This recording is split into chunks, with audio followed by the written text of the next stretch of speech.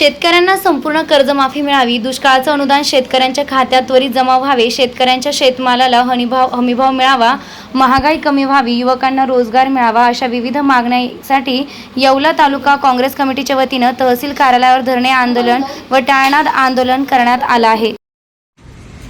शेतकरी आणि शेतमजूर, भटके विमुक्त आणि ओबीसी, एससी, एसटी या सर्व समाजाची आज फार ससेहोलपट होत आहे। शेतकऱ्यांची आत्महत्या वाढत आहे, त्यामुळे त्यांना कर्जमाफी मिळाली पाहिजे आणि बेरोजगारांना काम मिळालं पाहिजे।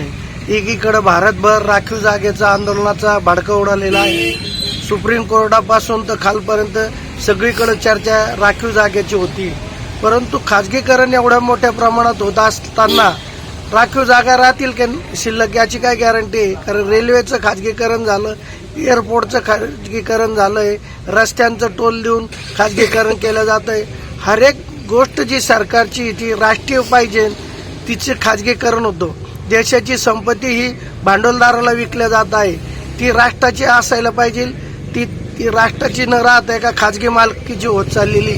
तर आपल्या येत्या परिस्थिती जी आहे ती सर्वसामान्य गरीब भारतीय माणूस हा कंगाल केला जात आहे आणि भांडवलशाहीत आपल्या सगळं साधन संपत्ती गिळून घेत असल्यामुळे आपल्याला कामाचं साधनं किंवा नोकऱ्या मिळणं दुरापस्त होत आहे आणि एकीकडे आपण राखीव जागांसाठी भांडतोय, रस्त्यावर येतोय आणि राखीव जागा मिळावा म्हणून भांडतोय, पण त्याची पाठीमागची जी खाजगीकरण आहे त्यातून आपल्या जागा संपलेल्या आहे, यावर मात्र पुढारी कुणीही बोलायला तयार नाही।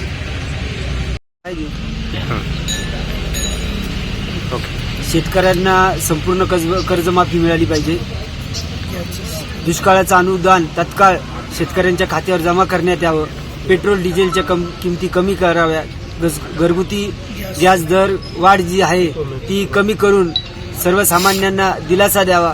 त्याचबरोबर वीज बिल माफही सरकारने शेतकऱ्यांचं माफ करावं, या विषयी आमच्या प्रमुख मागण्या आहेत। तसंच पीक विम्याची रक्कमही शेतकऱ्यांना त्वरित अदा करण्यात यावी।